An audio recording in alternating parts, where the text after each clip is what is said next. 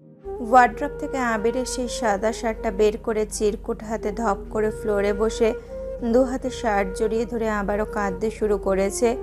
গত রাতে আবিরের এত করে বোঝানো সব কথা ভুলে গগন কাঁপানো কান্নায় ব্যস্ত হয়ে পড়েছে। 2টার দিকে তানভীর বাসায় আসছে। কাকিয়াকে জিজ্ঞেস করে সরাসরি রান্নাঘর থেকে খাবার নিয়ে মেঘের রুমের সামনে হাজির হয়েছে। দরজায় ডাকতেই মেঘ আবিরের শার্টটা বালিশের নিচে লুকিয়ে চোখে মুখে পানি দিয়ে মুখ মুছতে মুছতে ব্রাশ হাতে নিয়ে দরজা খুলে দিল। তানভীর ভ্রু কুঁচকে গম্ভীর কণ্ঠে জিজ্ঞেস করলো, মাত্র উঠছিস? হ্যাঁ। ঠিক আছে, ফ্রেশ হয়ে আয়। মেঘ হাত মুখ ধুয়ে আসতেই তানভীর ভাতের প্লেট এগিয়ে দিয়ে বলল, খেয়ে নে। খিদে নেই, পরে খাব। তানভীর গোল গোল চোখ করে তাকাতেই মেঘ চিবুক নামিয়ে ফেলেছে। তানভীর শক্ত গলায় আবারও বলল, তোর মুখে না শুনতে সব কাজ ফেলে বাসায় আসিনি আমি। দেখি, হাঁ কর। খাওয়ানো শেষ হয়ে যাওয়ার সময় মেঘ উদ্বিগ্ন কণ্ঠে শুধালো, আবির ভাই কখন যাচ্ছেন? সকালে। মেঘ স্তব্ধ হয়ে বসে আছে।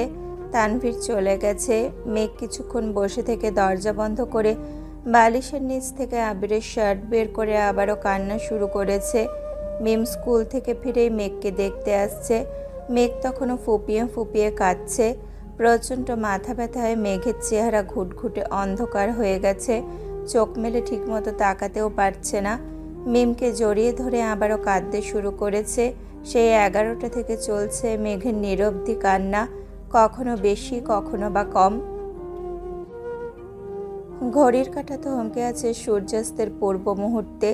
কিছু অনুভূতিহীন শব্দ এখনো বুকের ভেতর চাপা পড়ে আছে, যা কান্না রূপে প্রতিনিয়ত বুক খুঁড়ে বেরিয়ে আসছে। ব্যালকনির দেওয়ালে পিঠ ঠেকিয়ে নিরেট দৃষ্টিতে তাকিয়ে আছে দূর আকাশের পানে। দু চোখ রক্তাভ হয়ে আছে। শরীরের ভেতর ধীরে ধীরে বাসা বাঁধছে এক অজ্ঞাত অতুষ্টি। গতকাল থেকে আজ অবধি যে ঝড় মেঘের মনের উপর দিয়ে চলছে, তার কোনো অন্ত নেই। রাত পেরিয়ে সকাল হয়ে গেছে। আবির ঠিকঠাক মতো পৌঁছেই মেসেজ করে জানিয়েছে গভীর রাত ছিল বলে কাউকে কল দেয়নি। সকালের দিকে একের পর এক কল দিচ্ছে, কিন্তু বাসার কেউই কল রিসিভ করছে না। এমনকি তানভীরও কল রিসিভ করছে না। কিছুক্ষণের মধ্যে আবিরের শরীর ঘামতে শুরু করেছে। বুকের ভেতর অজানা ভয় কাজ করছে। আকপাচ না ভেবে কল দিল আলী আহমেদ খানের নাম্বারে। আলী আহমেদ খান কল রিসিভ করে শান্ত স্বরে জিজ্ঞেস করলেন, কখন পৌঁছালে? সবকিছু ঠিকঠাক আছে? তুমি সুস্থ আছো? রাতে আসছি, জি আলহামদুলিল্লাহ। কিন্তু বাসার কেউ আমার কল রিসিভ করছে না কেন? আলী আহমেদ খান গম্ভীর কণ্ঠে জবাব দিলেন, বাসায় কেউ না থাকলে কল রিসিভ করবে কিভাবে? কোথায় গেছে সবাই? হসপিটালে। আবির উদ্বিগ্ন কণ্ঠে বলল। কেন, কার কি হয়েছে? আলী আহমেদ খান উদাস ভঙ্গিতে বললেন, গতকাল রাত থেকে মেঘ মামুনের জ্বর, মাথা ব্যথা, এক পর্যায়ে প্রচণ্ড শ্বাসকষ্ট শুরু হয়। তাই বাধ্য হয়ে রাত 2টার দিকে হসপিটালে নিয়ে গেছে। বাসার সবাই এখনো হসপিটালেই। অভিশঙ্কায় আবিরের আখি যুগল রক্তাভ হয়ে উঠেছে। উদ্বিগ্ন আদল বদলে মুহূর্তেই রুদ্রমূর্তি ধারণ করেছে। বুকের ভিতরে অবস্থিত হৃৎপিণ্ডটা ভয়ঙ্কর রকমে কাঁপছে। কপাল গুটিয়ে রুমের ছাদের দিকে তাকিয়ে সবটুকু শক্তি দিয়ে দীর্ঘ নিঃশ্বাস ছাড়ল। আবিরের অক্ষিপট ভিজে আসছে। আলী আহমেদ খান কোমল কণ্ঠে বললেন, আমি আসার সময় দেখে আসছি ঘুমাচ্ছে। তুমি বরং তানভীরকে কল দাও। আবির আস্তে করে গলা খাকারি দিয়ে গম্ভীর কণ্ঠে বলল, ঠিক আছে, রাখছি। আবির কল কেটে সঙ্গে সঙ্গে তানভীরের নাম্বারে কল দিল। আগেও বেশ কয়েকবার দিয়েছে, কিন্তু তানভীর কল রিসিভ করেনি। ভেতরের ক্রোধ আবিরের তামাটে চেহারায় স্পষ্ট ভেসে উঠছে। 3বারের মাথায় তানভীর কল রিসিভ করলো। তানভীর কিছু বলার আগেই আবির রাগান্বিত কণ্ঠে চেঁচিয়ে উঠল, তোরা দুই ভাই বোন কি শুরু করেছিস? আবিরের রাগান্বিত কণ্ঠ শুনেই তানভীরের অন্তরাত্মা শুকিয়ে যাচ্ছে। ঢোক গিলে ভীতু গলায় বলল, সরি ভাইয়া, একটু ব্যস্ত ছিলাম। আবির পূর্বের ন্যায় আবারও বলে উঠল, কিসের ব্যস্ততা দেখাচ্ছিস? তোর বোন হাসপাতালে ভর্তি, এটা আমাকে জানানোর মতো সময় নেই তোর। এত ব্যস্ততা তোর? তানভীর ব্যস্ত ভঙ্গিতে জানতে চাইল। তোমাকে কে বলেছেন? আবির ক্রোধে ফুঁসে উঠল। বিরক্তি নিয়ে বলল, বাহ, তার মানে তুই আমাকে জানাতেই চাইছিলি না? তানভীর আমতা আমতা করে বলতে শুরু করলো, বিষয়টা এমন না। তো একটা জার্নি করে গেলে ওই অবস্থায় রাতে তোমাকে জানালে তুমি শুধু শুধু চিন্তা করতে, সেজন্য বলিনি। আবির গম্ভীর স্বরে বলল, ও আচ্ছা, তোর বোন অসুস্থ এমনকি হাসপাতালে ভর্তি, এটা আমার জন্য খামাখা দুশ্চিন্তার বিষয়। খুব ভালো বলেছিস। তানভীর খুব শান্ত গলায় বলল, ভাইয়া প্লিজ তুমি মাথা ঠান্ডা করো। বোনের শ্বাসকষ্ট এখন অনেকটাই কমেছে, মানসিক প্রেশার ও অতিরিক্ত কান্নাকাটি করে এমনটা হয়েছে। ডাক্তার বলেছেন সিরিয়াস কিছু না, তবে আবির হুঙ্কার দিয়ে উঠল, তবে কি? ডাক্তার আশঙ্কা করেছেন এভাবে চলতে থাকলে বড় কোনো রোগের সম্ভাবনা হতে পারে। আবির দীর্ঘ নিঃশ্বাস ছেড়ে রাশভারী কণ্ঠে বলে উঠল, তোরা দুই ভাই বোন মিলে আমায় খুন করে ফেললে আজ এই দিনটা দেখতে হতো না। তোর বোনকে এতটা সময় নিয়ে বুঝিয়েছি, বারবার ওয়ার্নিং দিয়েছি, অথচ তোর বোন আমার কথার কি প্রতিদান দিল? আসার আগে তোকে 100 বার বলেছি ওকে একা ছাড়িস না, তারপরে তুই একা ছেড়ে দিলি। আব্বু চাচ্চুর মতো তোরাও প্রমাণ করে দিলি আমি মানুষটা অপরিচিত, আর আমার অভিপ্সাগুলো বড্ড ঠুনকো। তোদের আচরণে নিজেকে আজ পৃথিবীর শ্রেষ্ঠ অপকৃষ্ট মানব মনে হচ্ছে। যেখানে সামান্যতম মূল্য নেই আমার, সেখানে কথা বলা আমার শোভা পায় না। ভালো থাকিস আর তোর বোনকে যত্নে রাখিস। আল্লাহ হাফেজ। একাকার সম অভিমান নিয়ে আবির কথাগুলো বলেছে। তানভীর কিছু বলার আগেই আবির কল কেটে দিয়েছে। কল ব্যাক করতে করতে আবির ফোন বন্ধ করে ফেলেছে। এদিকে মেঘের শরীরের অবস্থা এখনো অনেকটাই খারাপ। আবির যাতে দুশ্চিন্তা না করে তার জন্য তানভীর ইচ্ছাকৃত কোনো কিছু বলতে চায়নি, অথচ তাই হলো। আবির, মেঘ আর তানভীর দুইজনকেই ভুল বুঝে কল কেটে দিয়েছে। মেঘের এই সমস্যা ছোট থেকেই। বাসায় কোনো বিষয়ে খুব বেশি বকা খাওয়া কিংবা পরীক্ষায় রেজাল্ট খারাপ হওয়া, ছোটবেলা আবিরের হাতে থাপ্পড় খাওয়ার পর সপ্তাহখানেক জ্বরে ভোগে, এগুলো হামেশাই হয়ে থাকে। কিন্তু ইদানিং তার সাথে যোগ হচ্ছে শ্বাসকষ্ট নামক এক গুরুতর সমস্যা। আবির কাছ থেকে রিয়াকে না দেখলেও রাকিবের মুখে বরাবরই রিয়ার অসুস্থতার কথা শুনে এসেছে। সেই আতঙ্কে মেঘকে সবসময় দূরে দূরে রাখতে চেয়েছে, কিন্তু মেঘের অপরিমেয় আত্মতার অনুরাগে ধীরে ধীরে নিজেকে জাহির করতে বাধ্য হয়েছে, যার ফলশ্রুতিতে আজ এই দিনটার মুখোমুখি হতে হয়েছে। তানভীর রুমে এসে মেঘের পাশে একটা চেয়ারে বসে অনুষ্ণ দৃষ্টিতে মেঘের ঘুমন্ত আদলে চেয়ে আছে। হালিমা খান মেঘের মাথায় অনবরত জলপট্টি দিচ্ছেন, মুখে অক্সিজেন মাস্ক লাগানো। মালিহা খান হাতে পায়ে মালিশ করছেন।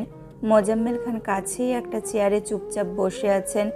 তানভীর মেঘের দিকে তাকিয়ে থেকে মনে মনে বলল, চোখের সামনে বোনের স্বপ্নময় জীবনটাকে প্রতিনিয়ত ধ্বংস হতে দেখেছে, হাসির আড়ালে কষ্ট লুকাতে দেখেছে।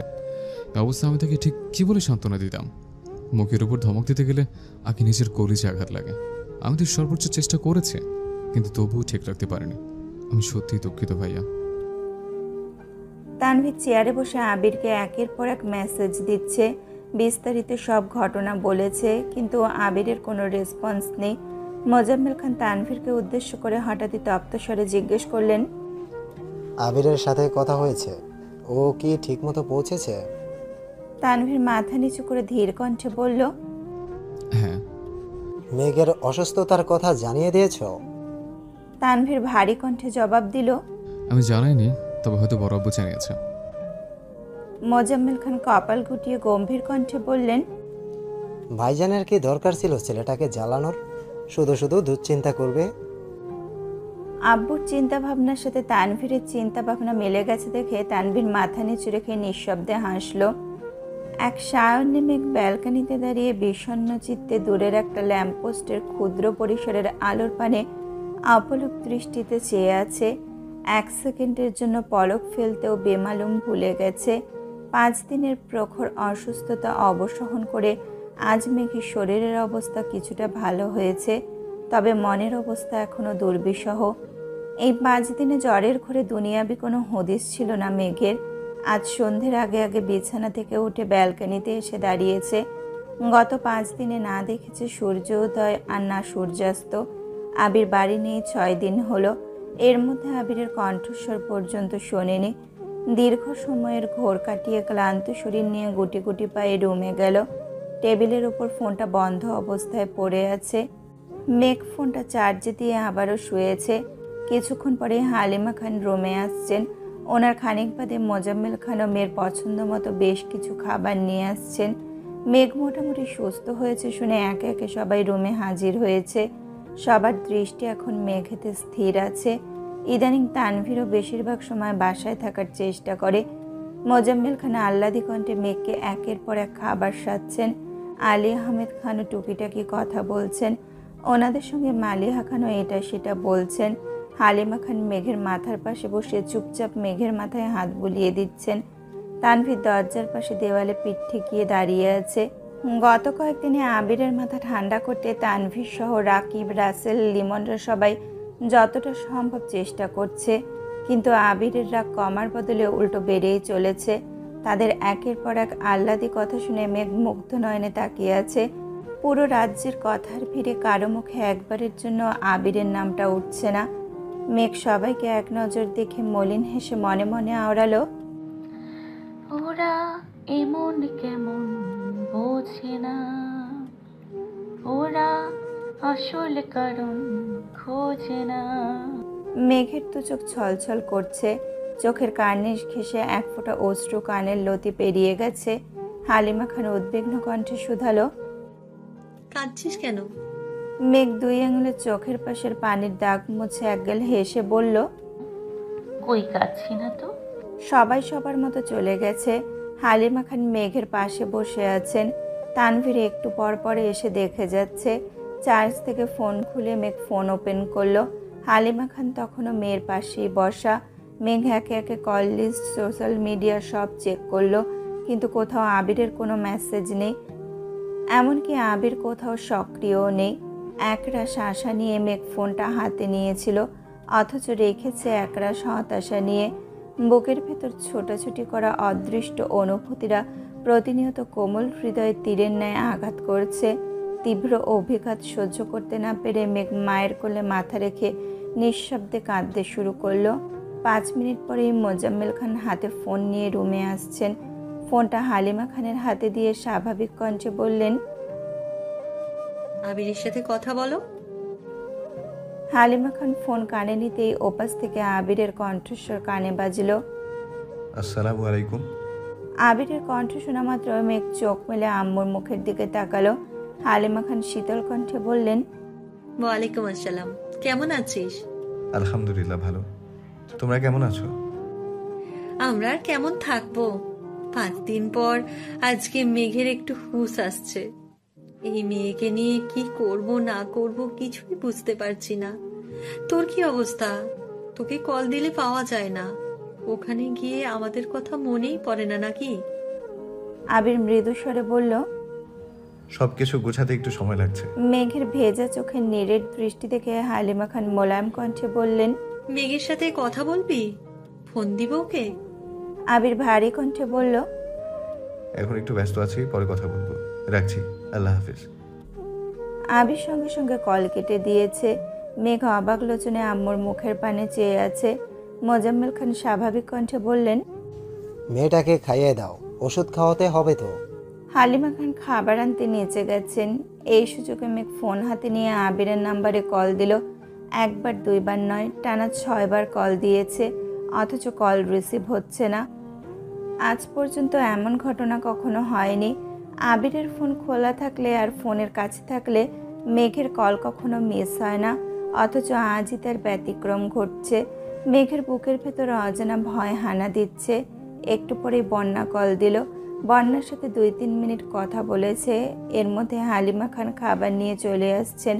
হালিমা খান স্বাভাবিক কণ্ঠে জিজ্ঞেস করলেন, কে কল দিয়েছে? বন্যা। ও, মেয়েটা ওই দিন তোকে দেখতে হাসপাতালে গিয়েছিল, কিন্তু তোর অবস্থা খারাপ ছিল, তাই হয়তো বুঝতেই পারিসনি। মেঘ উদাস ভঙ্গিতে জিজ্ঞেস করল, বন্যা হাসপাতালে গেছিল? হ্যাঁ। মেঘ হাসতে করে বলল, ও মেঘ রাতে ঘুমানোর আগ পর্যন্ত বেশ কয়েকবার আবিরকে কল দিয়েছে, অনেকগুলো মেসেজও দিয়েছে, কিন্তু আবির মেসেজ কল কোনো কিছুতেই রেসপন্স করছে না। বন্যা ভার্সিটি থেকে বাসায় গিয়ে ফ্রেশ হয়ে অল্প খেয়েই মেঘকে দেখার জন্য বাসায় আসছে। মূলত তামিম মিষ্টিরা সবারই আসার কথা ছিল, কিন্তু তানভীরের ভয়ে ওরা আর আসার সাহস করতে পারেনি। বন্যা কিছু ফল আর মেঘের পছন্দের টুকিটাকি জিনিসপত্র নিয়ে আসছে। আজ তানভীর আগে থেকেই বাসায় ছিল। বন্যাকে ঢুকতে দেখে সোফা থেকে উঠে এগিয়ে গেল। বন্যা শান্ত স্বরে সালাম দিয়ে জিজ্ঞেস করলো, মেঘ কোথায়? তানভীর সালামের উত্তর দিয়ে আঙুল দিয়ে দেখিয়ে দিল। বন্যা ওপরে চলে গেছে। বাসায় আজ তেমন মানুষজন নেই। আকলিমা খান, মিম আর আদিকে নিয়ে ওনার এক আত্মীয়ের বাসায় বেড়াতে গেছেন। দুপুরের পর হওয়ায় হালিমা খান ও মালিহা খান দুইজনেই ঘুমে। তানভীর কিছুক্ষণ সোফায় বসে হঠাৎ উঠে রান্নাঘরে চলে গেছে। চা, নুডলস সাথে ফল কেটে প্লেটে সাজিয়ে নিয়েছে। মেঘের রুমের সামনে এসে গলা খাকারি দিয়ে বলল, আসবো? আসো। তানভীরের হাতে নাস্তা দেখে মেঘ আহম্মকের মতো তাকিয়ে আছে। বন্যা চেয়ার থেকে উঠে হাত বাড়িয়ে একটা ট্রে নিয়ে টেবিলের উপর রাখলো, আর একটা তানভীর নিজেই রেখেছে। মেঘ আশ্চর্যজনিত নয়নে তাকিয়ে শুধালো, নাস্তা তুমি নিয়ে আসছো? তানভীর আস্তে করে বলল। হ্যাঁ। মেঘ দু চোখ প্রশস্ত করে জানতে চাইল। সত্যি? তানভীর ভ্রু কুঁচকে কিছুটা ভারী কণ্ঠে বলল, জি। বন্যা কপাল গুটিয়ে তাকিয়ে আছে। মেঘ আস্তে করে জিজ্ঞেস করলো, আম্মু কোথায়? আম্মু বড়াম্মু ঘুমাচ্ছেন, তাই ডাকিনি। তানভীর চায়ের কাপ বন্যার দিকে এগিয়ে দিয়ে চাপা স্বরে জিজ্ঞেস করলো, চিনি হয়েছে কিনা দেখো। বন্যা চায়ে চুমুক দিতে দিতে মেঘ বলে উঠল, বন্যা চায় চিনি বেশি খায়। তানভীর মুখের উপর জবাব দিল। জানি। বলেই তানভীর থতমত খেয়ে উঠল। বন্যা মৃদু হেসে বলল, চিনি ঠিক আছে, ধন্যবাদ। মেঘ তানভীরের দিকে সন্দেহের দৃষ্টিতে তাকিয়ে আছে। বন্যার সামনে কিছু জিজ্ঞেস করবে কিনা তাই ভাবছে। তানভীর মেঘের নজর খেয়াল করে ধীর কণ্ঠে বলল, আমি আসি। নাস্তা ভালো না লাগলে আমার কিছু করার নেই। আমি আন্তরিকভাবে দুঃখিত। আম্মু উঠলে আবার নাস্তা পাঠাবো না। তানভীর তড়িঘড়ি করে রুম থেকে বেরিয়ে গেছে। মেঘ তখনও সন্দেহের দৃষ্টিতে দরজার পানে তাকিয়ে আছে। বন্যা কপাল গুটিয়ে গম্ভীর কণ্ঠে জিজ্ঞেস করলো, তোর ভাই রান্নাও পারে? মেঘের ঠোঁট জুড়ে মুচকি হাসি। মাথা দুলিয়ে মেঘের স্বরে বলল, নুডলস আর চাটাই কোনো রকমে করতে পারে। বন্যা মৃদু হেসে স্বাভাবিক কণ্ঠে জিজ্ঞেস করলো, আবির ভাইয়ার সাথে কথা হয়েছে তোর? না, কেন? উনি আমার কল রিসিভ করেন না। গতকাল আব্বু আম্মুর সাথে কথা বলেছে। আম্মু আমাকে ফোন দিতেও চাইছিল, কিন্তু উনি কথা বলেননি। বন্যা তপ্ত স্বরে বলল, ওনার সমস্যা কি? আমাকে ওয়ার্নিং দিয়েছিল আমি যেন ইচ্ছাকৃত নিজের ক্ষতি না করি। হয়তো সেজন্যই রাগ করে কথা বলছেন না। বন্যা গম্ভীর কণ্ঠে বলল, ভালো হয়েছে, তোর সাথে এমন করাই উচিত। মেঘ মন খারাপ করে বলল, তুই আমাকে এভাবে বলতে পারলি? তো কিভাবে বলবো? আগে উনি পাত্তাই দিত না, তবুও ওনার পেছনে পেছনে ঘুরতি, অথচ এখন উনি তোকে প্রাধান্য দিচ্ছে, তবুও তুই অনেম করছিস। মেঘ জিভ দিয়ে ঠোঁট ভিজিয়ে শীতল কণ্ঠে বলল, আবির ভাইয়ের অনুপস্থিতিতে আমার মনের ভেতর যেই ঝড় চলছে তা আমি তোকে কিভাবে বোঝাবো? মাথায় 24 ঘন্টা একটা অজ্ঞাত শঙ্কা ঘুরঘুর করছে। আমি কোনোভাবেই শান্ত থাকতে পারছি না। বন্যা ঘন্টা দুয়েক মেঘের সাথে গল্প করেছে। এর মধ্যে মিষ্টিরাও বন্যার ফোনে ভিডিও কল দিয়ে মেঘের সাথে কথা বলেছে। কিছুক্ষণ পর হালিমা খান আবারও নাস্তা নিয়ে আসছেন। বন্যা বিপুল চোখে তাকিয়ে ধীর কণ্ঠে বলল, আন্টি, আমি নাস্তা খেয়েছি, আপনি প্লিজ এগুলো নিয়েছেন। হালিমা খান শক্ত কণ্ঠে বললেন, তানবীর হাবি যাবি কি দিচ্ছে ওইগুলা খাইছে, নাও এগুলো খাও। বন্যা অনুষ্ণ কণ্ঠে বলল, ওনার রান্না খারাপ হয়নি। মেঘ আহ্লাদি কণ্ঠে বলল, আম্মু, ভাইয়া যেহেতু রান্না পারে, চলো ভাইয়াকে বিয়ে দিয়ে দিই। হালিমা খান প্রখরতপ্ত স্বরে বললেন, এই বাড়িতে বিয়ের নাম ভুলেও মুখে নিবি না। মেঘ ব্রুকুচকে জিজ্ঞেস করলো, কেন? এমনি। হালিমা খান চলে গেছেন। বন্যা আরও কিছুক্ষণ বসে চলে যাওয়ার জন্য নিচে নামতে মোজাম্মেল খানের সাথে দেখা। বন্যা ওনাকে দেখে সালাম দিল। মোজাম্মেল খান মিষ্টি করে হেসে সালামের উত্তর দিয়ে বললেন, বাসায় চলে যাচ্ছ? জি আঙ্কেল। সন্ধ্যা হয়ে যাচ্ছে, একা কিভাবে যাবে? যেতে পারবো, সন্ধ্যার আগেই পৌঁছে যাব, সমস্যা নেই।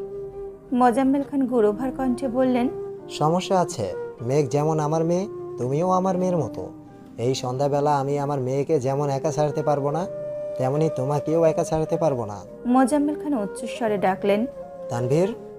বন্যা খানিকটা ইতস্তত বোধ করছে।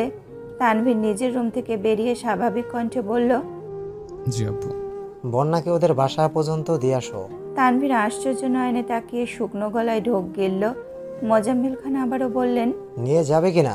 তানভীর স্বাভাবিক কণ্ঠে বলল, চাবিটা নিয়ে আসে। মোজাম্মেল খান গম্ভীর কণ্ঠে বলে উঠলেন, বাইক নিতে হবে না, তোমাকে আমি একটুও বিশ্বাস করি না। অ্যাক্সিডেন্ট করবা, একা করো, আমার কোনো আপত্তি নেই, কিন্তু তোমার অসাবধানতার জন্য অন্য কারো হাত পা ভাঙবে, এসব আমি সহ্য করব না। গাড়ি নিয়ে যাও।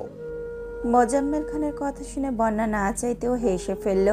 তানভীর ভ্রু গুটিয়ে চাবি আনতে চলে গেছে। মোজাম্মেল খান বন্যার দিকে তাকিয়ে চাপা স্বরে বললেন, তুমি কিছু মনে করো না, আমাদের বাবা ছেলের সম্পর্কটাই এমন।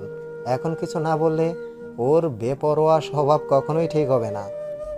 বন্যা মৃদু হেসে বলল, আমি কিছু মনে করিনি আঙ্কেল।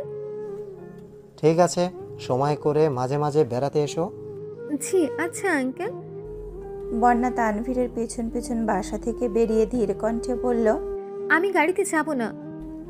তানভীর স্বাভাবিক কণ্ঠে জিজ্ঞেস করল, বাইকে যাবে? না, তো আমি রিকশায় চলে যেতে পারবো, আপনার যেতে হবে না। তানভীর মুখ ফুলিয়ে শ্বাস ছেড়ে গম্ভীর কণ্ঠে বলল, তোমাকে বাসায় পৌঁছে দেয়া আমার দায়িত্ব, আর সেই দায়িত্বটা স্বয়ং মোজাম্মেল খান আমাকে দিয়েছেন। ওনার কথা অমান্য করলে আমাকে বাসায় জায়গায় দেবেন না। তুমি কি তাই চাও? বন্যা তৎক্ষণাৎ উত্তর দিল, না, আমার জন্য আপনার কোনো সমস্যা হোক তা আমি কখনোই চাইবো না, কিন্তু কোনো কিন্তু নেই। তুমি রিক্সায় যেতে চাইলে তাই যাবো, চলো। আঙ্কেল যে গাড়ি নিতে বললো। তোমার আঙ্কেল নিশ্চয়ই এও বলেছেন আমি দায়িত্ব জ্ঞানহীন বেপরোয়া স্বভাবের ছেলে। গাড়ি নানার অপরাধে না হয় দু একটা বকা খেয়ে নেব। বন্যা আর চোখে তানভীরের দিকে তাকিয়ে মলিন হেসে বলল, সব বুঝেন, তাহলে বেপরোয়া চলাফেরা করেন কেন? তানভীর উত্তর না দিয়ে উল্টো প্রশ্ন ছুড়ে দিল। আব্বুর মতো তোমার কি তাই মনে হয়? তানভীর সামনে চলে গেছে। বন্যা অবাক লোচনে কিছুক্ষণ তাকিয়ে রইল। কি বলবে তার উত্তর খুঁজে পেল না। খানিক বাদে মেন গেটের দিকে এগিয়ে গেল। প্রথমবারের মতো এক রিকশায় দুইজন পাশাপাশি বসেছে। স্বভাবতই বন্যা এক সাইড হয়ে বসেছে, তবুও চলন্ত রিকশায় তানভীরের শক্তপোক্ত বাহু বারবার বন্যার কাঁধের সাথে ধাক্কা খাচ্ছে। আচমকা বন্যার হৃদয়ে তোলপাড় শুরু হয়ে গেছে। শুকনো গলায় বারবার ঢোক গিলছে।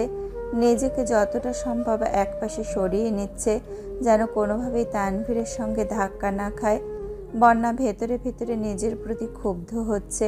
ভেবেছিল রিকশায় একা চলে যাবে, তাহলে বাইক গাড়ির ঝামেলাও পোহাতে হবে না। গাড়িতে চলাচল করতে বন্যার একদমই ভালো লাগে না। তার উপর মাঝে মধ্যে গলির রাস্তায় গাড়ি থেকে নামলে আশেপাশের মানুষজন কেমন করে চেয়ে থাকে। নিজেদের মধ্যে ফিসফিস করে এগুলো বন্যার সহ্য হয় না, তাই সবসময় সাদামাটা চলতেই পছন্দ করে। বন্যার অস্বাভাবিক কর্মকাণ্ড দেখে তানভীর আচমকা নিজের হাত বন্যার পেছন দিকে ঘুরিয়ে বন্যার কাঁধ বরাবর রিকশাতে রেখেছে। একবার তানভীরের হাতে স্পর্শ অনুভব হওয়া মাত্র বন্যার সঙ্গে সঙ্গে তানভীরের হাতের দিকে তাকিয়ে কাঁপা কাঁপা কণ্ঠে বলল, হাতটা সরান প্লিজ। তানভীর স্বাভাবিক ভঙ্গিতে বলল, যেভাবে সাইডে যাচ্ছ কখন যেন রিক্সা থেকে পড়ে যাও। আমার আব্বাজান বাইক আনতে নিষেধ করেছেন যাতে তুমি ব্যথা না পাও। সেখানে রিক্সা থেকে পড়ে গেলে যদি ব্যথা পাও, আব্বুকে আমাকে আস্ত রাখবেন? তুমি বলো। বন্যা পড়বেন না আবারও বলল, আমি পড়বো না, প্লিজ হাতটা সরান, আমার অস্বস্তি লাগছে। তানভীর উদাস ভঙ্গিতে বলল, আমার পাশে বসে কেমন আচরণ করলে আমার অস্বস্তি লাগে। মেঘের মতো তানভীরও খুব জেদি, এটা বন্যার অজানা নয়। তানভীর হাত সরাবে না এটা বুঝতে পেরে বন্যা দু হাতে নিজের ব্যাগটা শক্ত করে ধরে গুটিসুটি মেরে বসে বুকের বাঁ পাশে অবস্থিত হৃৎপিণ্ডের ধুকপুকানি অনুভব করছে। ইদানিং বন্যার মাথায় হুটহাট তানভীরের চিন্তা চলে আসে। বিশেষ করে তানভীরের জীবন কাহিনী শোনার পর থেকে বন্যা মাঝে মাঝেই সেই ভাবনায় মগ্ন থাকে। না চাইতেও তানভীরের প্রতি অন্যরকম অনুভূতি কাজ করে। তানভীর সামনে আসলে নিজের অজান্তেই সে অবিদিত অনুভূতির বহিঃপ্রকাশ ঘটতে থাকে। বন্যা বারবার ঘড়ি দেখছে আর রাস্তা কতদূর বোঝার চেষ্টা করছে। তানভীর কপাল কুটিয়ে বন্যার দিকে তাকিয়ে আছে। তানভীর আচমকা মৃদু স্বরে ডাকলো, বন্যা। বন্যা তৎক্ষণাৎ চোখ বড় করে তানভীরের দিকে তাকালো। বাতাসে চুল এলোমেলো উঠছে, ভ্রুযুগল কুচকানো, নাক স্বাভাবিকের তুলনায় কিছুটা ফোলা, জিভ দিয়ে ঠোঁট ভিজিয়ে তানভীর প্রশ্ন করল, তোমার জীবনের একমাত্র অস্বস্তিকর ব্যক্তিটা কি আমি? বন্যা তখনও নীরের দৃষ্টিতে তানভীরের দিকে তাকিয়ে আছে। তানভীর বন্যার পাশ থেকে হাত সরিয়ে এনে চোখ নামিয়ে আবারও বলল, যদি তাই হয় তবে আজকের পর তোমার অস্বস্তির কারণ আমি হব না। তানভীর পকেট থেকে ফোন বের করে কারোর সাথে কথা বলায় ব্যস্ত হয়ে গেছে। বন্যা অবাক চোখে তানভীরকে দেখছে। তানভীরের মনোযোগ ফোনে, অন্যদিকে তাকিয়ে গুরুগম্ভীর কণ্ঠে কথা বলেই চলেছে। বন্যার নজর আটকে আছে তানভীরের গাল ভর্তি কিছুটা লম্বা দাড়িতে। সেই সঙ্গে বাতাসের সাথে সাথে চুলের নাড়াচাড়াও খেয়াল করছে। বন্যার শরীর জুড়ে অদ্ভুত শিহরণ বয়ে চলেছে। বাকি রাস্তা তানভীর একবারের জন্য বন্যার দিকে তাকায়নি, অথচ বন্যা পুরো রাস্তা তানভীরের ঘরে বন্দি ছিল। গলির মোড় পর্যন্ত আসতেই মাগরিবের আজান পড়ছে। তানভীর চাপা স্বরে বলল, মামা, রিক্সা থামান। তানভীর রিক্সা থেকে নেমে ওয়ালেট থেকে টাকা বের করে রিক্সা ভাড়া দিয়ে এক পলক বন্যার দিকে তাকিয়ে ঠান্ডা কণ্ঠে বলল, সাবধানে যাও। তানভীর মাথা নিচু করে হাঁটতে শুরু করলো। বন্যা থম মেরে রিক্সায় বসে আছে। তানভীরের আকস্মিক পরিবর্তন বন্যার মনে বিশেষ প্রভাব ফেলেছে। এদিকে মেঘ দিনে কম করে হলেও আবিরকে 100 মেসেজ পাঠায়। আজও তার অতিক্রম হয়নি, কিন্তু আবিরের কোনো রিপ্লাই আসে না। সন্ধ্যা থেকে একের পর এক কল দিচ্ছে, আবির কল রিসিভও করছে না। মনের ভেতরে জমে থাকা অভিমানে মেঘের চোখ মুখ লাল হয়ে গেছে। কাঁদো কাঁদো মুখ করে আবিরকে চিঠি লিখছে। প্রিয় নিষ্ঠুর মানব, কেমন আছেন? আমি জানি খুব ভালো আছেন, অবশ্য ভালো থাকারই কথা, কারণ মেঘ নামক এক উন্মাদের থেকে মুক্তি পেয়ে গেছেন। কিন্তু আমি ভালো নেই, একটুও ভালো নেই। আজ থেকে 1.5 বছর আগ পর্যন্ত আমি খুব ভালো ছিলাম, কারণ তখন আবির নামক কোনো ব্যক্তির অস্তিত্ব আমার হৃদয়ে ছিল। কিন্তু এই 1.5 বছরে সব কিছু বদলে গেছে। সেই সঙ্গে বদলে গেছে আমার অভিপ্রায়ও। আবির নামক নিষ্ঠুর মানবের প্রতি আমার তীব্র আসক্তি জন্মেছে। প্রতিনিয়ত ওনাকে দেখার জন্য উদ্দীপ্ত হয়ে উঠেছি। ওনার আকম্বিক দূরত্ব মেনে নেওয়া আমার পক্ষে সম্ভব ছিল না। তার উপর আমার অবিদ্যমানতায় ওনার চলে যাওয়াটা কোনোভাবেই সহ্য করতে পারিনি। তাই ওনার আদেশ মেনে নিজেকে নিয়ন্ত্রণ করতে ব্যর্থ হয়েছি। ওনাকে জানিয়ে দিয়েন আমি এখন আলহামদুলিল্লাহ সুস্থ আছি। খাওয়া দাওয়া, ঔষধ সব কিছু ঠিক মতো খাচ্ছি। যদি সম্ভব হয় তবে আমায় যেন ক্ষমা করে দেন। উনি আমার মেসেজের রিপ্লাই করছেন না, তাই বাধ্য হয়ে চিঠি লিখছি। আমার একটা কবুতর থাকলে তার পায়ে বেঁধেই চিঠিটা পাঠাতাম, কিন্তু আফসোস আমার এমন কোনো মাধ্যম নেই, তাই বাধ্য হয়ে চিঠিটা ইনবক্সে পাঠাতে হচ্ছে। ওনার গুরুত্বপূর্ণ সময় নষ্ট করার জন্য আন্তরিকভাবে দুঃখিত। আজ আর কোনো মেসেজ দিব না। ওনাকে সাবধানে থাকতে বলবেন। ইতি ওনার অবাধ্য ডোনা মেঘ। আবির ল্যাপটপে কাজ করছিল। মেঘের আইডি থেকে মেসেজটা আসা মাত্রই ফোন হাতে নিয়ে মেসেজটা পড়েছে। দু চোখ বন্ধ করে দীর্ঘ নিঃশ্বাস ছেড়ে তানভীরকে কল দিল। তানভীর কল রিসিভ করে একদমই সরি সরি সরি সরি বলেই যাচ্ছে। আবির ঠান্ডা কণ্ঠে ধমক দিল, হয়েছে, থাম। এখন সরি বললে আর কি হবে? তানভীর মৃদু স্বরে জিজ্ঞেস করলো, বোনের সাথে কথা হয়েছে? না। রাগটা সাইডে সরিয়ে বোনের সাথে একটু কথা বলো, ওর মনের অবস্থা খুব খারাপ। আবির কণ্ঠ খাদে নামিয়ে বলল, এত সহজে তোর বোনকে ছাড় দিচ্ছি না। ওর জন্য কি পরিমাণ কষ্ট প্রতিনিয়ত আমি অনুভব করি, কমপক্ষে তার একাংশ উপলব্ধি করুক, তারপর না হয় ভেবে দেখব। তানভীর গম্ভীর কণ্ঠে বলল, আমার বোনের চোখে তোমার জন্য আর 1 ফোঁটা অশ্রু দেখতে চাই না আমি। আবির মেকি স্বরে বলল, আফসোস, আজ একটা বোন নেই বলে আমার পক্ষ ধরে কেউ কথা বলতে পারে না। তানভীর মুচকি হেসে শুধালো, বড় আব্বুকে কি বলবো? আবির আহ্লাদি কণ্ঠে বলে উঠল, আপাতত দাদা দাদু হওয়ার জন্য মানসিক প্রস্তুতি নিতে বলিস। এখন আর বোন লাগবে না, আমার মেয়ে বড় হয়ে আমার পক্ষে কথা বলবে। হা হা গো, সব কত। আবির হাসি থামিয়ে ধীর কণ্ঠে বলল, শোন, তোর বোন সুস্থ হলে ভার্সিটি যেতে বলিস। সারাদিন বাসা থেকে উল্টাপাল্টা চিন্তা করার কোনো প্রয়োজন নেই। তুমি কি বোনের সাথে কথা বলবাই না? আবির মুচকি হেসে বলল, তোর বোনের সাথে কথা না বলে থাকতেই পারবো না আমি।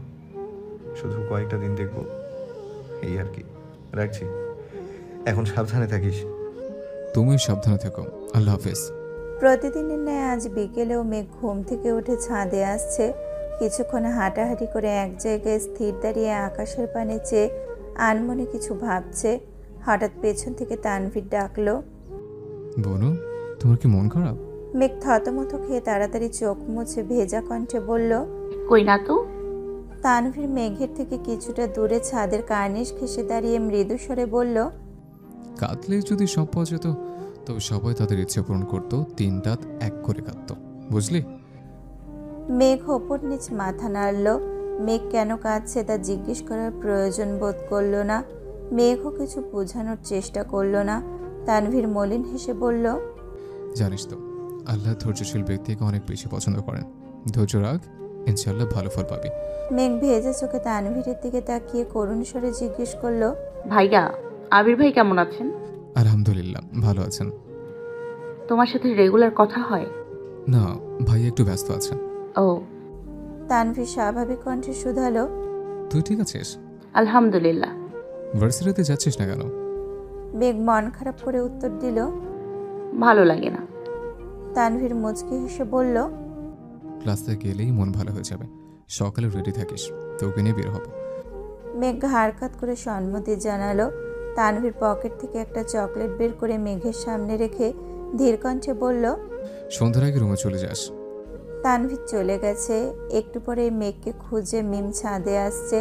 মেঘ নিজের চকলেট থেকে অর্ধেকটা ভেঙে মিমকে দিয়েছে। মিম উদ্বিগ্ন কণ্ঠে শুধালো, আবির ভাইয়া কি তোমার সাথে এখনো কথা বলেন না? না। কিন্তু কেন? জানি না। এখন কি করবা? মেঘ খানিক ভেবে হঠাৎ নিঃশব্দে হেসে বলল, কাল পরশু শাড়ি পরবো, আমায় ছবি তুলে দিস। আচ্ছা।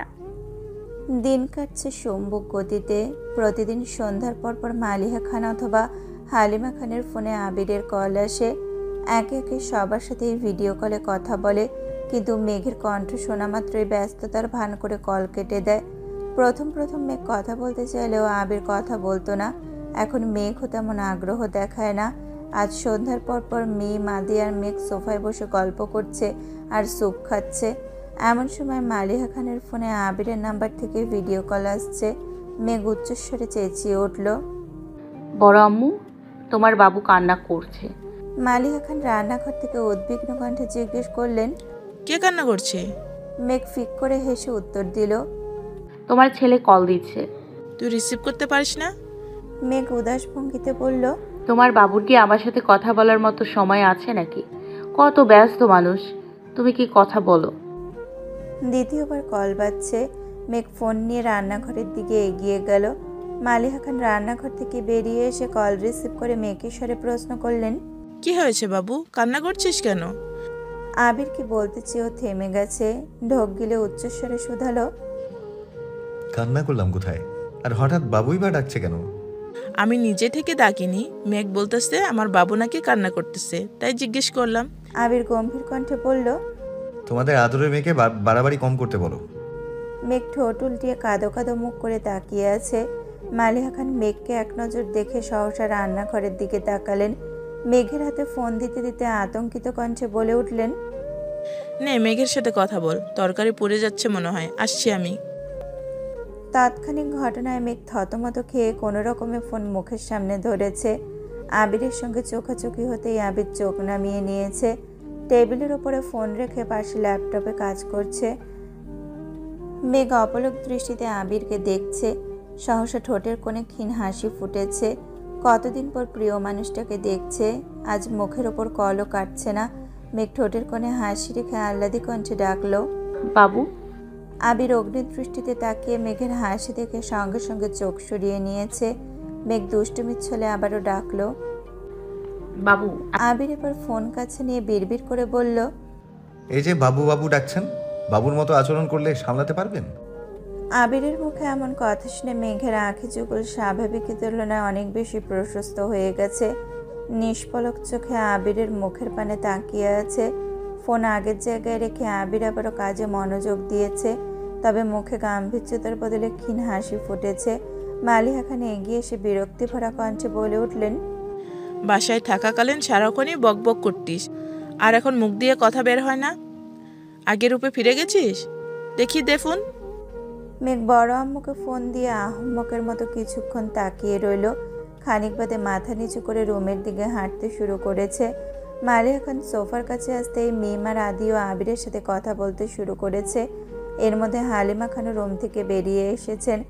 মেঘ নিজের রুমে গিয়ে আবিরের একটা ছবি বের করে কিছুক্ষণ পরখ করে চোখ জোড়া বন্ধ করে দীর্ঘ নিঃশ্বাস ছেড়ে বলল, আই মিস ইউ। আজ সকাল সকাল মেঘ শাওয়ার নিয়ে একেবারে রেডি হয়ে নিচে নেমেছে। নাস্তা করে তানভীরের সাথে বেরিয়েছে। মোজাম্মেল খানের নির্দেশ মতো ওই বোনকে গাড়ি দিয়ে নিয়ে গেছে। অনিবার্য কারণবশত প্রথম ক্লাস হবে না, তাই মিনহাজ, তামিম, মিষ্টি, বন্যা চারজন চা খেতে বেরিয়েছে। মেঘ ওদের দেখে উত্তেজিত কণ্ঠে বলল, ভাইয়া গাড়ি থামাও, বন্যারা চা খাচ্ছে। তানভীর ওদের দিকে একবার তাকিয়ে পরপর মেঘের হাস্যোজ্জ্বল মুখের পানে তাকিয়ে হেসে বলল। মেঘ তানভীরের দিকে তাকিয়ে নিঃশব্দে হেসে বলল, কে জানে বলছিল ভার্সিটিতে আসতে ভাল লাগে না। তানভীর মুখে হাসি রেখেই বলল, ঠিক আছে যা, ক্লাস শেষে কল দিস, ফ্রি থাকলে এসে নিয়ে যাব। মেঘ কোমল কণ্ঠে বলল, ভাইয়া আসো, এক কাপ চা খেয়ে যাও। আজ না, অন্য কোনো দিন। প্লিজ ভাইয়া চলো। মিনহাজ তামিম মেঘকে দেখে এগিয়ে আসছে। তানভীরকে রিকোয়েস্ট করে চা খেতে নিয়ে গেছে। বন্যা চোখ তুলে তানভীরকে দেখিয়ে চোখ সরিয়ে নিয়েছে। মাথা নিচু করে মেঘের সাথে আস্তে আস্তে কথা বলছে। তানভীর মিনহাজ আর তামিমের সাথে টুকটাক কথা বলতে বলতে এক কাপ চা খেয়েছে। বন্যার দিকে একবারের জন্য তাকায়নি। মিনহাজ বন্যাকে উদ্দেশ্য করে বলল, ভাবি আজকে ট্রিট যে আপনার পক্ষ থেকে, এটা ভাইকে বললেন না? বন্যা রাগী স্বরে বলল, ভাবি ডাকটা বন্ধ করবি? তানভীর টাকা বের করে বিল পরিশোধ করতে যাবে, অমনি বন্যা তানভীরের হাত ধরে থামিয়ে দিয়ে শামিত কণ্ঠে বলল, আজকের বিল আমি দিব। তানভীর উষ্ণ স্বরে জানালো, তোমার লিস্টে নিশ্চয় আমি ছিলাম না, আমার বিলটা আমি দিয়ে দিচ্ছি। বন্যা এবার শক্ত কণ্ঠে বলল, বললাম তো আমি বিল দিব। মিষ্টি আর মেঘ কানে কানে ফিস ফিস করে কথা বলছে। মেঘ এক হাতে মুখ চেপে হাসছে আর দুইজনকে দেখছে। মিনহাজের তামিমও তাদের দেখছে। মিনহাজ ইচ্ছাকৃত গলা খাকারি দিতেই তানভীর সেদিকে তাকালো। বন্যা তখনও তানভীরের হাত ধরে আছে। বন্যার নজর মেঘের দিকে পড়তেই তড়িৎ বেগে হাত সরিয়ে দূরে সরে দাঁড়িয়েছে। তানভীর টাকা পকেটে রেখে স্বাভাবিকভাবে মেঘের থেকে বিদায় নিয়ে চলে গেছে। বন্যা টাকা পরিশোধ করে সামনে চলে গেছে। মেঘ আর মিষ্টি পেছন পেছন যাচ্ছে। মেঘ পেছন থেকে সর্বশক্তি দিয়ে বলে উঠল, তোর সাহস তো কম না, তুই আমার ভাইয়ের সাথে উচ্চ স্বরে কথা বলিস। বন্যা থেমে ক্ষীণ ক্রোধ দেখিয়ে বলল, সামান্য এক কাপ চায়ের জন্য যে তোর ভাই টাকার গরিমা দেখালো সে বেলায়? আমার ভাই টাকার গরিমা দেখায়নি। মিনহাজ, তামিম, এমনকি আমি ভাইয়াকে ডেকে নিয়ে আসছি। আসার পর তুই ভাইয়ার সাথে কোনো কথা বলিসনি, কথা নাই বলতে পারিস, চা পর্যন্ত খেতে বলিসনি, অথচ ট্রিট তুই দিচ্ছিস। ভাইয়ার নিজের বিল পরিশোধ করাটা কি অন্যায় ছিল? তুই তোর ভাইয়ের পক্ষই নিবি। মেঘ একগাল হেসে বিড়বিড় করে বলল, তুই আমার ভাবি হলে তোর পক্ষেই নিতাম। বন্যা রাগী স্বরে বলল, বিড়বিড় করে কি বলছিস? কিছু না। মেঘ বিকেলে একা একাই শাড়ি পরে মিমকে নিয়ে ছাদে গেছে। মাথায় ঘোমটা দেওয়া ছবি থেকে শুরু করে স্টাইল করে বেশ কিছু ছবি তুলেছে। রুমে বসে ছবিগুলো দেখছে। একা একা শাড়ি পরায় কুচিত যাচ্ছে তাই অবস্থা। তবুও অনেক খোঁজাখুঁজি করে 3টে ছবি আবিরকে পাঠিয়েছে। প্রথম 2টা ঘোমটা ছাড়া ছবি, তৃতীয়টা মাথায় ঘোমটা দেওয়া ছবি। কয়েক মুহূর্তের মধ্যে আবির মেসেজ সিন করেছে। ছবিগুলো দেখা মাত্রই আবিরের ঠোঁটে হাসি ফুটে উঠেছে। মেঘের মায়াবী আদলে তাকিয়ে আবির মোলায়েম কণ্ঠে বলে উঠল, মাশাআল্লাহ, দেখি আবিরের ধরুন তার প্রেয়সীর মন ঠিক কতখানি উত্তপ্ত হতে পারে। কাছে টেনে ছবিগুলো দেখতে দেখতে আবির হঠাৎই কপাল গোটালো। শাড়ির কুচিতে নজর আটকে আছে। আবির মুচকি হেসে আকুল কণ্ঠে বলল, ইস, আমি কাছে থাকলে কুচির বেহাল দশা হতেই দিতাম না। আবিরের রিপ্লাই পাবার আশায় মেঘ নিষ্পলক দৃষ্টিতে ফোনের দিকে তাকিয়ে আছে। 5 মিনিট, 10 মিনিট, 15 মিনিট হয়ে গেছে, অথচ কোনো রিপ্লাই আসছে না। মেঘের ব্যাকুল মন কোনোভাবেই শান্ত হচ্ছে না। ড্রেসিং টেবিলের সামনে দাঁড়িয়ে বেশ কিছুক্ষণ ভেবে হঠাৎই মুচকি হেসে বলল, কথায় আছে, সোজা আঙুলে ঘি না উঠলে আঙুল বাঁকাতে হয়। এতদিন আপনার বহু তাল বাহানা সহ্য করেছি, এবার আমার ভিন্ন রূপ দেখাবো। মেঘ নিজের তোলা শাড়ি পরা ছবিগুলোর থেকে 2টা ছবি ফেসবুকে ডে পোস্ট দিয়ে অপেক্ষা করছে। যেই ভাবনা সেই কাজ। পোস্ট করার 10 মিনিটের মধ্যে আবির পোস্ট সিন করেছে। মেঘ মিটিমিটি হাসছে। আবিরকে চালানোর এর থেকে উত্তম উপায় আর নেই। হাতে গোনা 2 মিনিটের মধ্যে মেঘের আইডি থেকে ছবিগুলো ডিলিট হয়ে গেছে। মেঘ নিঃশব্দে হেসে বিড়বিড় করল, এবার আমার ভিন্ন রূপ দেখাবো। মিস্টার খান, আপনি ধরা পড়ে গেছেন। আপনার রাগ জেদের আড়ালে লুকানো অনুভূতি প্রকাশিত হয়ে গেছে। আপনি সবকিছু আড়াল করতে পারলেও আপনার অন্তরের হিংসুটে মনোভাবকে কোনোভাবেই আড়াল করতে পারলেন না। একদিনের ব্যবধানে আবিরকে পাঠানো মেসেজের পরিমাণ কমে এসেছে। ছবি পাঠানোর পর 2 দিনে আবিরকে একটাও মেসেজ করেনি, এমনকি একবারের জন্য কলও করেনি। সন্ধ্যায় কল দিলে আবিরকে শুনিয়ে শুনিয়ে মেঘ ইচ্ছাকৃত ব্যস্ততার ভান করে। আবিরের বড় মামি অসুস্থ, তাই আজ সকাল সকাল আলী আহমেদ খান আর মালিহা খান ত্রিশালের উদ্দেশ্যে রওনা দিয়েছেন। বিকেলের দিকে মেঘ কল দিয়ে মামির খোঁজ নিয়েছে। মালিহা খানরা এক রাত থাকবেন, সেই সুবাদে নিশ্চিতভাবে বলা যায় আজ আবির হালিমা খানের নাম্বারে কল দিবেই দিবে। এজন্য সন্ধ্যার পর মেঘ নিজের নাম্বার থেকে হালিমা খানের নাম্বারে কল দিয়ে 2 ফোন বিছানার ওপরে রেখে ব্যালকনিতে দাঁড়িয়ে গুনগুন করে গান গাইছে। মিমকে আগে থেকেই সব কিছু শিখিয়ে দিয়েছে। মামনির নাম্বার ওয়েটিং পেয়ে আবির বাধ্য হয়ে কাকিয়ার নাম্বারে কল দিয়েছে। যথারীতি মিম কল রিসিভ করে মেঘের শেখানো কথাগুলো বলতে শুরু করেছে। আবির সেসব কথায় পাত্তা না দিয়ে গম্ভীর কণ্ঠে জিজ্ঞেস করলো, মামুনি কি বেশি ব্যস্ত? মিমের সরল স্বীকারোক্তি। মামুনি সম্পূর্ণ ফ্রি, আম্মুর সঙ্গে গল্প করছেন। কেন ভাইয়া? আবির ভ্রু গুটিয়ে ভারী কণ্ঠে প্রশ্ন করলো, মামুনির ফোন ওয়েটিং কেন? ও আচ্ছা, মামুনির ফোন দিয়ে আপু কার সঙ্গে যেন কথা বলতেছে।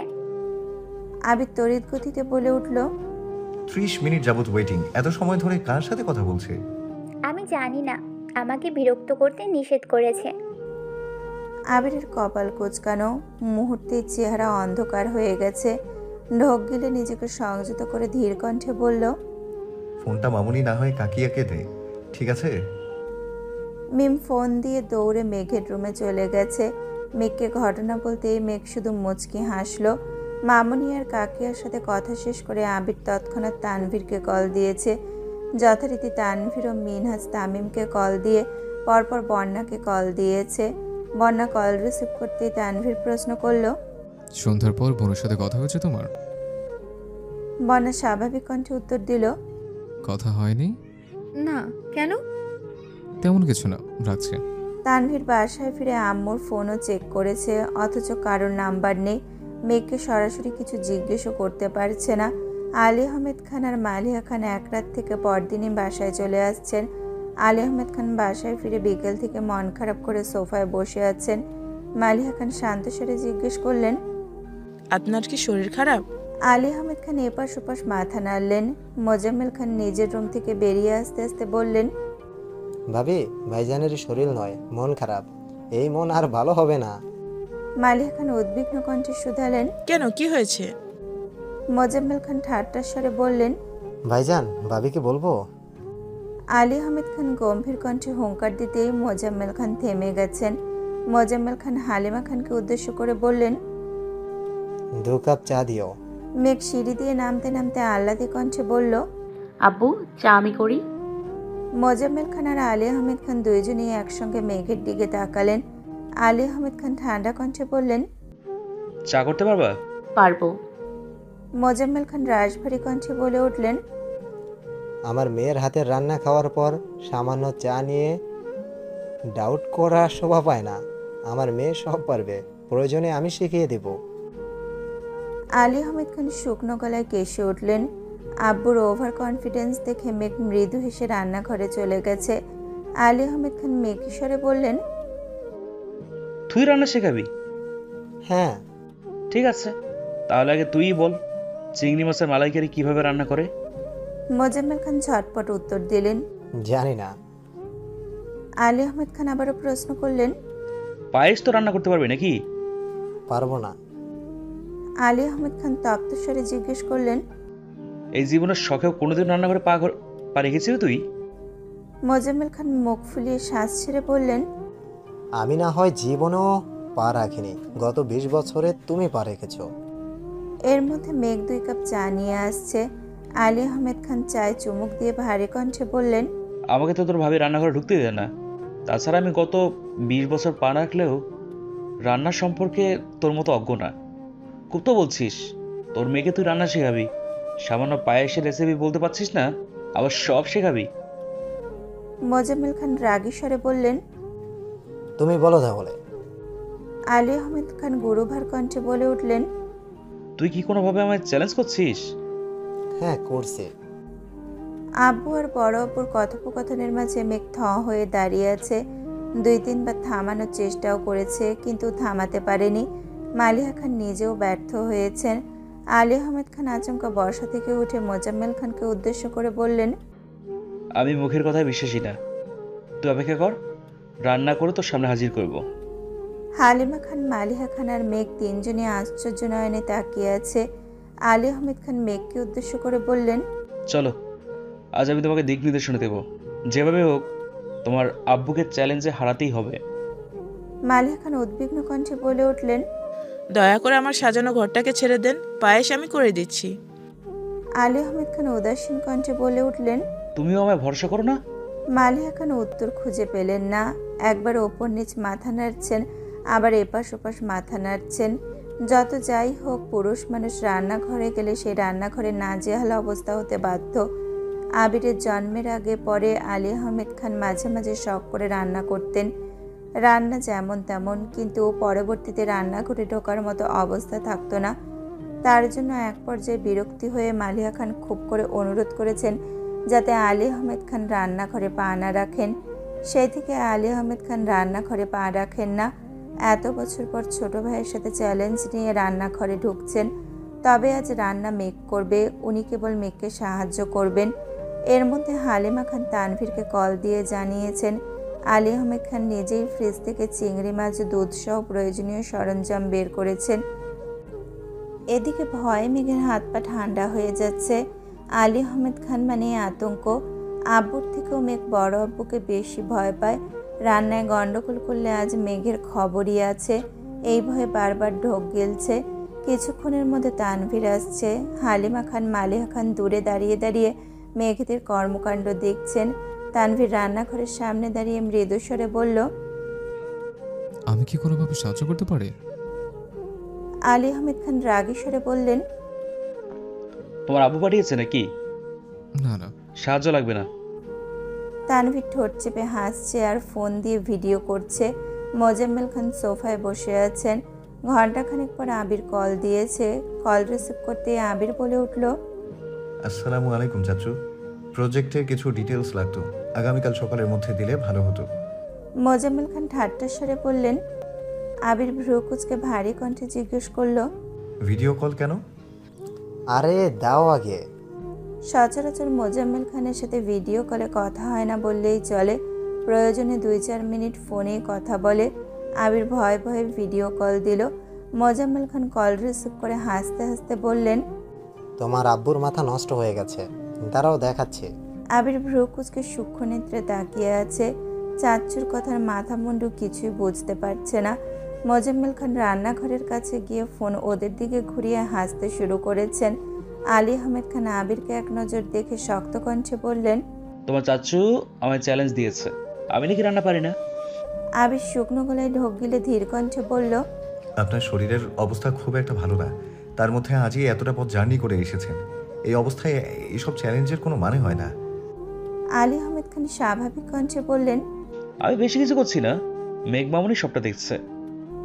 মেঘের দিকে ফোন ঘুরাতে আবিরের চোখ কপালে ওঠার অবস্থা। মেঘের কপালে কাপড় বাঁধা, চুলগুলো শক্ত করে খোপা করা, ওড়না পেঁচিয়ে কোমরে বেঁধে রাখা। মেঘকে এই অবস্থায় দেখে আবির শুকনো মুখে বিষম খেয়ে উঠেছে। আতঙ্কিত কণ্ঠে বলে উঠল। এই পাগ। আবির মুখে আসা কথাটা গিলে দু চোখ বন্ধ করে দীর্ঘ নিঃশ্বাস ছেড়ে উষ্ণ স্বরে বলল। ও এখানে কি করে? মোজাম্মেল খান মেঘি ভঙ্গিতে বললেন। তোমার আব্বু আমার মেয়েকে রান্না শেখাচ্ছে। আবির মনে মনে বিড়বিড় করলো। তোমাদের পাগলামির মাঝে আমার অবুঝ বউটাকে কেন টানো? আলী আহমেদ খান মৃদু স্বরে বললেন। আবির, তুমি আমার স্পেশাল রেসিপিগুলো মিস করবে। আবির না চাইতেও মলিন হেসে শুধালো। তা কি কি রান্না হচ্ছে? চিংড়ি মাছের মালাইকারি, বেগুন ভর্তা, পাবদা মাছ ভুনা, আমার স্পেশাল ডালের রেসিপির সাথে পায়েস। আবির উদ্বিগ্ন কণ্ঠে বলে উঠল। এত কিছু করার দরকার কি? আর আম্মু কোথায়? মিম মালিহা খানের কাছে ফোন নিয়ে গেছে। আবির রাগান্বিত কণ্ঠে বলে উঠল। আম্মু এসব কি হচ্ছে? তুমি কিছু বলছো না কেন? আমি অনেকবার বারণ করেছি, তোর আব্বু কি কথা শোনার মানুষ নাকি? আবির রাগান্বিত কণ্ঠে বলল, আব্বুর এই শরীর নিয়ে রান্নাঘরে ঢুকতে দিলে কেন? আর তোমরা কি এতটুকু বোঝো না মেয়ে কি বেগুন পোড়াতে পারবে নাকি? হাত পা পুড়ে নাজেহাল অবস্থা করে ফেলবে। ওনাদের উল্টাপাল্টা চ্যালেঞ্জকে তোমরা কিভাবে সাপোর্ট করছো? মালিহা খান শান্ত স্বরে বললেন, কারো কিছু হবে না, তুই মাথা ঠান্ডা রাখ। তাছাড়া ওদের রান্না প্রায় শেষের দিকে। আবির রাগী স্বরে বলল, যা ইচ্ছে করো, আমার কি? আবির রাগে কল কেটে দিয়েছে। মেঘদের রান্না প্রায় শেষ দিকে। তানভীর ছবি তুলে আবিরকে পাঠিয়েছে। আবির ছবিগুলো দেখে সঙ্গে সঙ্গে রাগী ইমোজি পাঠিয়েছে। খাবার টেবিলে মুখোমুখি দুই ভাই বসা। মেঘ দুইজনকে খাবার বেড়ে দিচ্ছে। মোজাম্মেল খান চুপচাপ খাবার শেষ করে উঠে যেতে যেতে বললেন, ভাইজান, তুমি জিতেছ, এবার মন ভালো হয়েছে? আলী আহমেদ খান গম্ভীর কণ্ঠে বললেন, আমার মন ভালো করার অযথা উদ্যমটা খুব ভালোই ছিল, ধন্যবাদ। আবির প্রজেক্টের কাজে অত্যাধিক ব্যস্ত। মোজাম্মেল খানের সাথে কাজের ব্যাপারে প্রতিনিয়ত কথা হয়, তবে ইদানিং আলী আহমেদ খানের মন ভীষণ খারাপ। বাড়িতে কিংবা অফিসে কোথাও কারোর সাথে বেশি কথা বলেন না। তানভীর নিজের কাজের পাশাপাশি সময় পেলে মাঝে মধ্যে আবিরের অফিসে যায়। রাকিব আর রাসেলকে যতটা সম্ভব সহযোগিতা করে। বিগত 7 বছরের ন্যায় বর্তমানে আবির ব্যতীত খানবাড়ির পরিবেশ ততটা নিস্তব্ধ নয়। 1.5 বছরের বেশি সময় আবির বাসায় থাকতে সবার সঙ্গে সম্পর্ক বেশ মজবুত হয়েছে। আবির নিজের কাজ শেষ করে রুমে এসে ফ্রেশ হয়ে এই বাসায় কল দেয়। সারাদিনে 2-4 মিনিট কথা হোক বা না হোক নিয়ম করে সন্ধ্যার পর ঘণ্টাখানেক কথা বলাটা অভ্যাস হয়ে গেছে।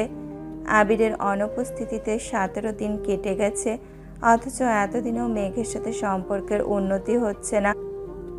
প্রথম 8-10 দিনের মতো মেঘ আর কান্নাকাটি করে না, বরং প্রতিনিয়ত আবিরকে জ্বালানোর নতুন নতুন পরিকল্পনা করে। আবির কাজের ফাঁকে মেঘের এসব কর্মকাণ্ড দেখে একা একাই হাসে। আবিরের হাসি দেখে কেউ কেউ হয়তো বা আবিরকে উন্মাদ ভাবে, তবে আবিরের সেদিকে বিশেষ মনোযোগ নেই। প্রজেক্টর মেঘ ব্যতীত আপাতত আবিরের মস্তিষ্কে অন্য কিছুই নেই। প্রত্যাহিক সকালে ঘুম ভাঙার পর মেঘের প্রথম কাজ ক্যালেন্ডারে গত হওয়া একটা দিন মার্ক করা। মেঘের মতো আবিরও প্রেয়সীর ক্রন্দনরত আদলে হাসি ফোটানোর তাগিদে সর্বক্ষণ দিন গুনছে। আজ সকাল থেকে মালিহা খান আর হালিমা খান রান্নাঘরে ব্যস্ত। আবিরের বড় মামিকে ডাক্তার দেখাতে ঢাকায় নিয়ে আসবে, সাথে বড় মামা আর মালাও আসবে। তাছাড়া মায়েশা আর তার হাজবেন্ডকেও দাওয়াত দেওয়া হয়েছে। ইকবাল খান বেশ কিছুদিন যাবৎ চট্টগ্রামে আছেন, তাই মেয়ে মাদিকে নিয়ে আকলিমা খান নিজেই স্কুলের মিটিংয়ে গেছেন। মেঘ ভার্সিটি থেকে বাসায় ফিরে ফ্রেশ হয়ে কেবল শুয়েছে। এর মধ্যে বড় মামি আর মালা বাসায় আসছে। ওনাদের কণ্ঠ শুনে মেঘ তাড়াতাড়ি নিচে আসছে, সালাম দিয়ে ভালো মন্দ জিজ্ঞেস করছে। মামি হাসি মুখে কথা বললেও মালা মুখ ফুলিয়ে রেখেছে। মেঘ মালার দিকে তাকিয়ে জোরপূর্বক জিজ্ঞেস করলো, আপু কেমন আছে? মালা এবার বাধ্য হয়ে উত্তর দিল, ভালো, তুমি? আলহামদুলিল্লাহ, খুব ভালো। মেঘ মালাদের পাশের সোফায় বসে চোখ বন্ধ করতে গত বছর মায়েশাপুর বিয়ের প্রতিটা ঘটনা চোখের সামনে জল করছে। তখন মালাকে নিয়ে মেঘের মনে অভিযোগের কমতি ছিল না। আবির একজন দায়িত্বশীল প্রেমিক হিসেবে কত সুন্দরভাবে সবগুলো ঘটনার সমাধান করেছিল। বোকা মেঘ আবিরের উদ্বিগ্নতা তখন বুঝতেই পারেনি। মায়েশাপুর গায়ে হলুদের দিন সকালে মেঘের উন্মুক্ত পৃষ্ঠে আবিরের হাতের স্পর্শের কথা মনে পড়তে মেঘের শরীরের সব লোম দাঁড়িয়ে গেছে, সেই সঙ্গে শরীর ঝাঁকুনি দিয়ে উঠেছে। আবিরকে দেখার জন্য মনটা আনচান করছে। মেঘ চোখ মেলে দীর্ঘ নিঃশ্বাস ছাড়ল। মালা আর চোখে মেঘকে দেখছে। মেঘের পরনে একটা সাদামাটা 3 পিস, বেনুনি করা চুলগুলো কোমর ছাড়িয়েছে। সামনের দিকে ছোট ছোট চুলে কপাল ঢেকে আছে। ক্লাসে যাওয়ার আগে দেওয়া গোলাপি রঙের লিপস্টিকের অল্প স্বল্প এখনো ঠোঁটে লেগে আছে। মালা অবাক চোখে কিছুক্ষণ তাকিয়ে মনে মনে ভাবছে, মেঘের মধ্যে স্পেশাল কি গুণ আছে যা আমার মধ্যে নেই? আমি কি তোমার প্রেমিকা হতে পারতাম না? এই বাড়ির বড় বউ হওয়ার জন্য আমি কি একেবারেই যোগ্য ছিলাম না? হালিমা খান রান্নাঘর থেকে উচ্চস্বরে ডাকলেন। মেঘ তড়িঘড়ি করে উঠে রান্নাঘরে গেল। বড় মামা এখনো আসেনি। মায়ের সাপু আর ওনার হাজবেন্ডকে নিয়ে আসবেন, তাই আপাতত মামি আর মালার জন্য শরবত করা হয়েছে। মালাকে শরবত সাথেই মালা বিরক্তি ভরা কণ্ঠে বলল, শরবত খাবো না আমি। মেঘ স্বাভাবিকভাবে শরবত রেখে দিয়েছে। মালিহা খান আর আবিরের বড় মামি নিজেদের মধ্যে কথা বলছেন। মালা সোফা থেকে উঠে সারা বাড়ি ঘুরে দেখছে। হয়তো আবিরের রুমে যেতে চেয়েছিল, কিন্তু তালা দেওয়া দেখে আবারও নিচে আসছে। মেঘকে উদ্দেশ্য করে ঠাট্টার স্বরে জিজ্ঞেস করলো, আবির ভাইয়ের রুমের তালা কেন? তোমার জন্য নাকি? অতি সামান্য কথাতে এই অভিমানী মেঘের মনে ভীষণ ক্ষোভ জমেছে। গম্ভীর মুখের গাম্ভীর্যতা সরিয়ে ক্ষীণ হেসে ধীর কণ্ঠে বলল, ভাবতেই ভালো লাগছে যে উনি আমার জন্য এতটা উদ্বিগ্ন। আমার ভয়ে উনি নিজের রুমের তালা দিয়ে গেছেন। আবির ভাই আমাকে এত ভয় পায়? ওয়াও! মেঘের মুখে উল্টোপাল্টা কথা শুনে মালা বেশ বিরক্ত হলো। মেঘ ঢোক গিলে উষ্ণ স্বরে ফের বলল, রুমে তালা থাকুক কিংবা না থাকুক, ওনার শূন্য রুমের পূর্ণতা ওনাকে ছাড়া অসম্ভব। তাছাড়া রুমে তালা দিয়ে ভিন দেশে পাড়ি দিলেও ওনার মনটা তো আমার কাছেই রেখে গেছেন। মালা রাগান্বিত কণ্ঠে বলে উঠল, মানে? নাথিং। ইদানিং আবিরকে জ্বালাতে জ্বালাতে মেঘের স্বভাব খারাপ হয়ে গেছে।